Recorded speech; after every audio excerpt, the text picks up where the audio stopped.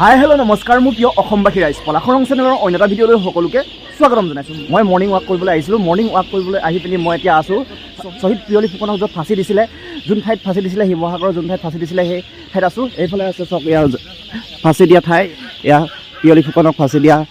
ইয়াত ধুনীয়াকৈ লিখা আছে, এইজন এনেকৈ ধৰণে প্ৰতিমূৰ্তি বনাই ৰাখিছে। এয়া পিয়লি ফুকনৰ প্ৰতিমূৰ্তি ধুনীয়াকৈ ইয়াত বনাই আছে।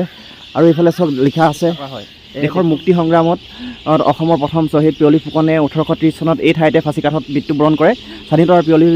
স্বাধীনতাৰ ৰূপালী জয়ন্তী বছৰত এই স্মৃতিফলক প্ৰতিষ্ঠা কৰা হয়।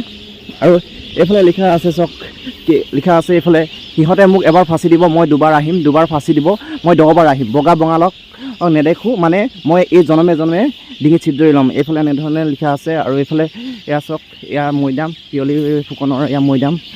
ইয়াত এই স্থানতে পিয়লি ফুকনক ফাঁচি দিয়া হৈছিল। এইফালে মৰ্ণিং ৱাক কৰিবলৈ আহি পিনি ইয়াৰ পৰাই ভিডিঅ'টো ষ্টাৰ্ট কৰি দিছোঁ। বহুত ভাল লাগিছে এয়া পৰিৱেশ। এইফালে চক চৰাইবিলাকে কি কিল মাত দি আছে। এইফালে চক চৰাইবিলাকে কি ধুনীয়া ধুনীয়াকৈ মাতি আছে। এইফালে মৰ্ণিং ৱাক কৰিবলৈ এইবিলাক আহিছে। এইবিলাকে আহি পিনি ইয়াত এনেধৰণে আছে।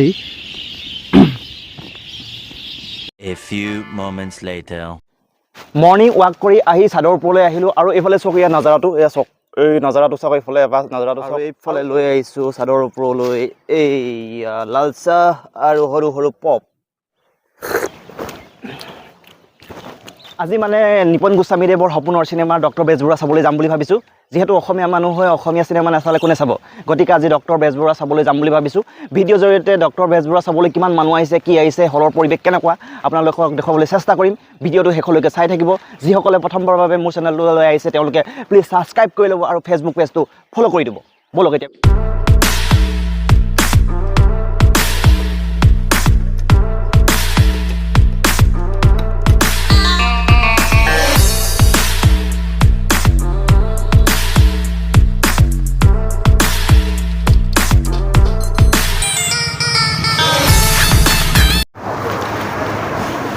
পাই গ'ল হৈ ভাস্কৰজ্যোতি চিনেমা হল, বহাগৰ ভটিয়াপাৰাত থকা ভাস্কৰজ্যোতি চিনেমা হলে পাই গ'ল হৈ আছোঁ। এইফালে টিকটৰ কাৰণে লাইন পাতিব লগা হৈছে। ইয়াত টিকটৰ কাৰণে অসমীয়া চিনেমা যে এনেকৈ ধৰণে টিকেট বিক্ৰী হৈছে, বহুত ভাল হৈছে। অসমীয়া চিনেমাৰ এয়া শুভ লক্ষণ। আৰু এইফালে টিকেট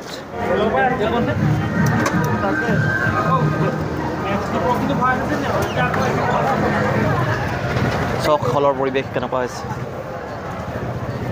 ইয়াত টিকট কাটি ল'লোঁ আমি, ইয়াত টিকট কাটি ল'লোঁ। ইয়াত টিকট কাটি কৰি ইয়াত গৈ আছোঁ ভিতৰলৈ। এয়া ভাস্কৰজ্যোতি চিনেমা হল।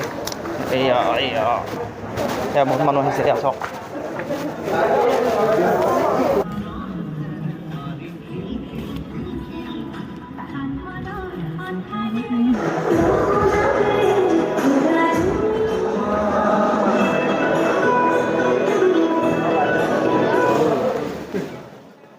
সময় এক সাঁথৰ দুৰ্বাৰ গতিৰে পাৰ হৈ যায় সময়।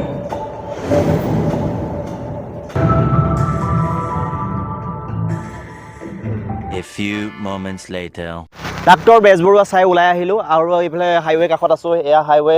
আৰু এইফালে চক মহবিলাক ধুনীয়াকৈ চৰি আছে। এইফালে ধুনীয়াকৈ মহবিলাক চৰি আছে। বহুত দিনৰ পাছত এখন ভাল অসমীয়া চিনেমা চাবলৈ পালোঁ।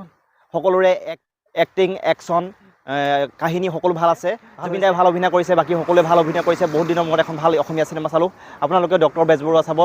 এক্টিং, একশ্যন আৰু ৰোমান্টিক জুতি সকলো আছে, সকলো পাব। বহুত ভাল হৈছে। সকলোৱে ভাল অভিনয় কৰিছে।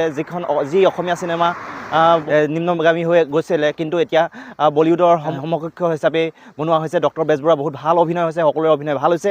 সকলো আহক ডক্টৰ বেজবৰুৱা চাওক, অসমীয়া চিনেমা জীয়াই ৰাখক। বহুত ভাল হৈছে অভিনয়, সঁচাকৈ কৈছোঁ বহুত ভাল লাগিলে। কোনেও ক'ব নোৱাৰিব যে চিনেমাখন কিবা এটা বেয়া হৈছে, কিবা হৈছে। সকলো ভাল হৈছে। সকলো ডক্টৰ বেজবৰুৱা চাবলৈ আহক। ধন্যবাদ।